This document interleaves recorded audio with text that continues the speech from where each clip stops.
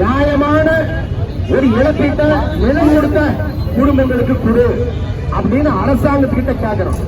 நினைச்சு பாருங்க, விவசாயி மாதிரி இந்த நாட்டுல ஈகை குணம் கொண்டவங்க சர்க்காருக்கு சொந்த நிலத்தை கொடுத்துட்டு சர்க்கார் பயன்பாட்டில் இருக்கிற நிலத்துல நீங்க பயன்படுத்திட்டு அதுக்கு உரிய இழப்பீடு இன்னைக்கு பாரதியார் பல்கலைக்கழகத்தில் நடமெல்லாம் இருந்து வச்சுங்க.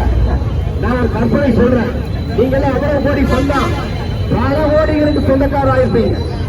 அவ்வளவு பெரிய சொத்தை கொடுத்துட்டு இன்னைக்கு போராட்டம் நடந்து கொண்டிருக்கு.